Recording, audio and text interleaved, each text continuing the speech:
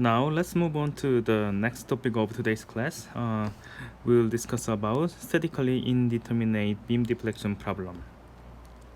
So as we have seen already in previous chapters, statically indeterminate problem occurs when we have redundant support. For example, without having the simply supported support at the middle of the beam, even with simple cantilever support and just one external force P, we can satisfy mechanical equilibrium. However, if we place this, we're gonna have like an additional uncertainty, and that uncertainty as like one more unknowns, which gonna cause some problem. Okay, so that problem is that we cannot solve for these reactions only with mechanical equilibrium equation. So let me show you why the problem occurs here. So here at the left hand, where we have cantilever support, we have unknown moment MA, unknown force FA, and from this support we have unknown vertical force FB. So in total we have three unknowns: MA, FA, FB. However, from statics, from mechanical equilibrium, we can only have two equations. Momentum sum should be 0 and force sum should be 0. So only out of two equations we cannot obtain the values for three unknowns. Okay, so this is typical statically indeterminate problems. So how do we approach this problem?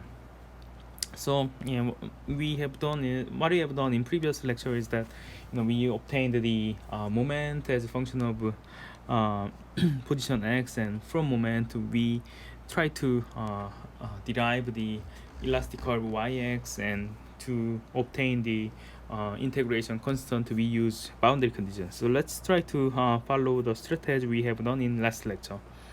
So because we have point force here, we can divide the equation into two parts. When x is smaller than L, this is L here, and this is A here, and when x is larger than L and smaller than L plus A. So we can divide the section into two parts by considering this section at where FB is working on. So we can derive mx as a function of x in each section. So let's try to consider cut in the region 1.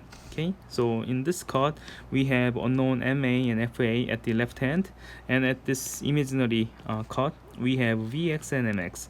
So from moment equilibrium around this point, moment equilibrium around that point, we have Mx minus FA minus MA, and they should be summed up to 0 for mechanical equilibrium, which give rise to the equation Mx equals to be xFA plus MA. Okay, so this is the free body diagram and expression for Mx we have done in other lectures. And in cut 2, we can do same thing. We can obtain the moment around this green point and try to find the moment sum should be 0 condition. So because we typically take counterclockwise as positive sign, we have negative mx, and we have p times L plus A minus x as the distance from this is the distance is L plus A minus x. Okay, so this is the distance we can have as a that indicates the distance from the right end. So mx turns out to be minus p times L plus A minus x. You may not follow this derivation for mx here and there in this lecture video. So if you feel confused, you can derive this mx expression later, but still I don't want to spend too much time on deriving mx, because this is the practice we have done back in chapter 5. Anyway, having obtained mx in two regions, when x is smaller than L, when x is larger than L, we have mx in two regions in analytical form. and this mx can be related to double derivative. After first integration, we have first derivative here, and we have first integration constant c1 and c2. After that, we can do one more integration. We're gonna have one more unknowns, or maybe let me put this as a c3. Yeah, so we have in total 1 2 3 4 integration constant, which is unknown.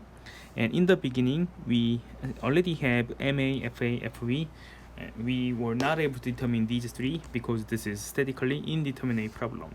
So anyway, in the end of the discussion, we end up having 7 unknowns. We are keep increasing number of unknowns. So can we have a boundary condition or other equations to support and to solve 7 unknowns? Or in other words, can we have like a 7 independent linear equations? So let's see how we can do that. So how many boundary conditions can you find?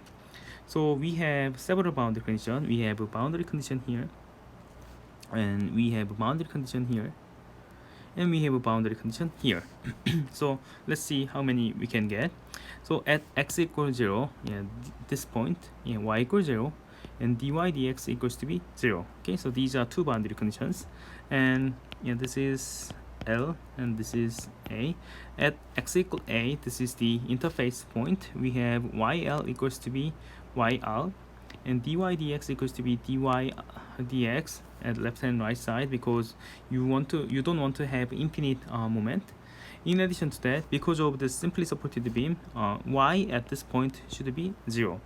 And in addition to that, you can have more condition, like here moment at x equal a plus a, yeah, should be 0. Okay, so these are the conditions you can get as to solve for 7 unknowns. And in addition to that, we have 2 mechanical equilibrium equation.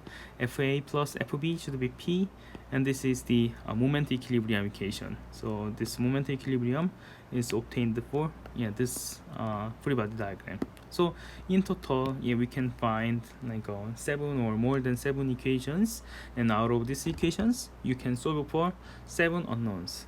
Of course, you may find that this solution is too much. Like, suppose that in your final exam you happen to solve for 7 unknowns with 7 equations, and it must it will consume most of your final exam time, and you would think that, okay, these kind of problem cannot be shown in final exam due to the time cost.